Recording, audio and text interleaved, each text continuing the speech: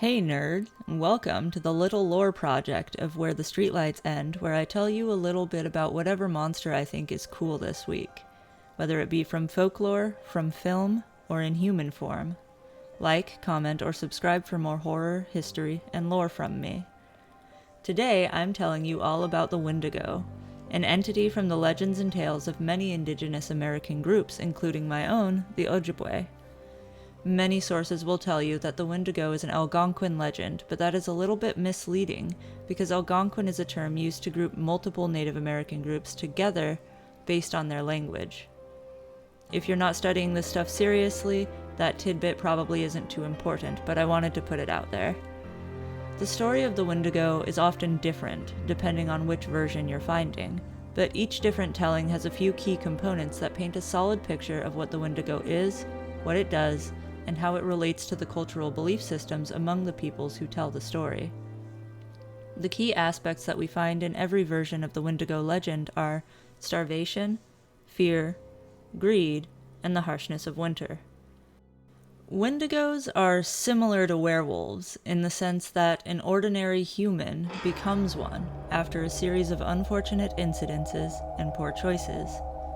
In some versions, the Wendigo is the name of a powerful spirit that possesses those who fit its criteria for a good host. In others, a human transforms into the creature and cannot return to their human form. One traditional story is that a hunting party goes out into the mountains to gather food for the winter, but gets lost in a sudden storm. After finding refuge in a small cave, they begin to slowly deteriorate from starvation. As the hunger sets in deeper for one of the men, and he is driven by madness and desperation, he realizes that he will surely die if he doesn't eat something, anything. He decides that his fellow hunters look delicious, and the madness and hunger compel him to eat the flesh of the other men. In the less gruesome stories, this individual chooses to eat the flesh of another who has died of starvation or from the cold. But in other stories, the hunger and psychological torment is so strong that they murder someone to eat them. This allows him to barely survive the duration of the storm and eventually make his way out of the cave. After succumbing to the need to eat human flesh, he becomes a terrible, hunger-driven monster who will then stop at nothing to consume more of what was once his own kind. His skin is pale and clings to his bones. His gums recede, and his yellowed teeth jut from his mouth. The flesh around his eyes is dark and sunken in. He makes his way back to the tribe, looking like a starved and fragile man in need of food and care, but he cannot eat what his family provides for him.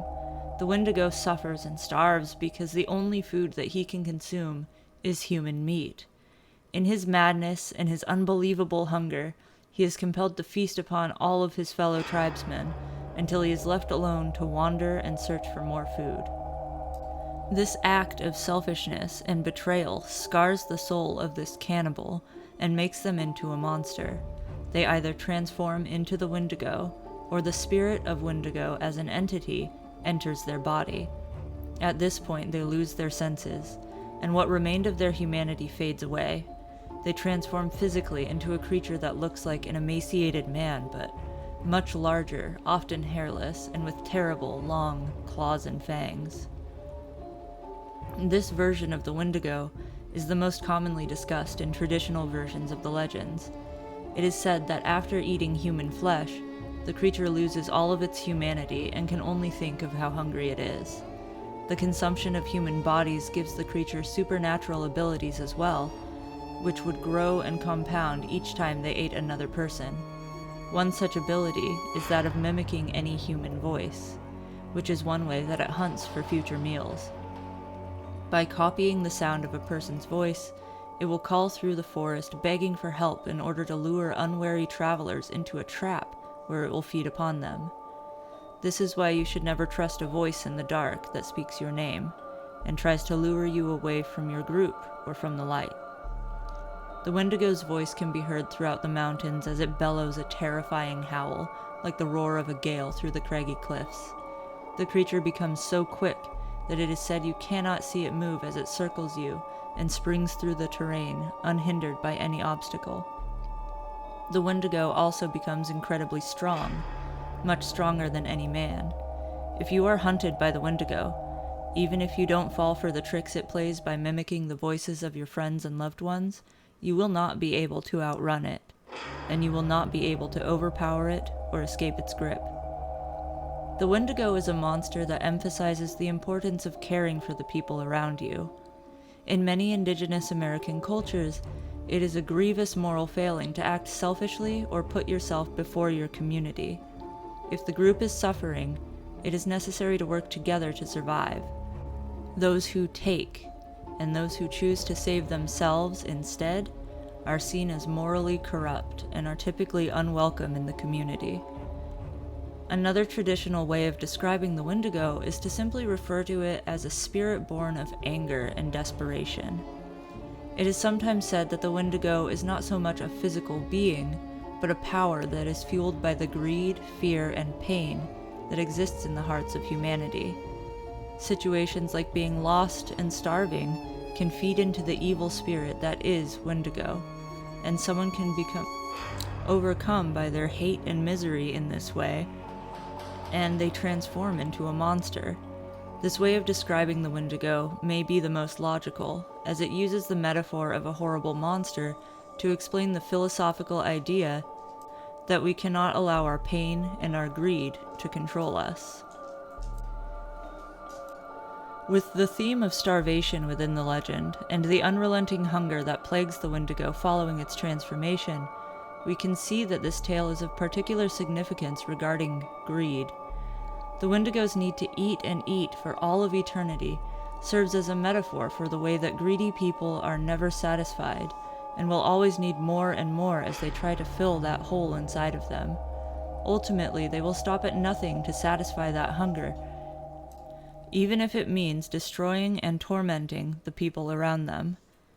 Going into this holiday season, let's remember the story of the Wendigo, that in hard times we are supposed to support one another and work together, and that by acting selfishly and taking from our community, we make ourselves into something much worse and much more dangerous than we may imagine. If you like what I've done here and would like to see more of the things that I do, subscribe to the channel. If you liked the video but don't want to see more, give it a like. If you got something to say to me, leave a comment, even if that's just that you hate my stupid face, or if you have any questions or concerns, or would like to add to the conversation. Say it here. I do longer form videos. I have a podcast. This is just for the YouTube viewers, for your enjoyment. But if you want to hear me ramble on in more depth about historical concepts, or longer form videos about the monsters and things that I discuss, subscribe and look out for those longer episodes. They're usually 45 minutes to an hour long, and I go in real deep. I use this master's degree so hard for those ones, and I'd love to have more viewers. I want more people to talk to about the stuff that I research. I've also got a Patreon page if you want to support and get some behind the scenes content or be a part of the conversation. You can join for free. If you give me money, you get more stuff though. One of my patrons got a little package in the mail recently. Apparently, it was appreciated. Alright, so I do that sort of thing. I do giveaways. Anyway, hope you liked it. I'll make more. Tell me what monster I should do next. Later, nerds.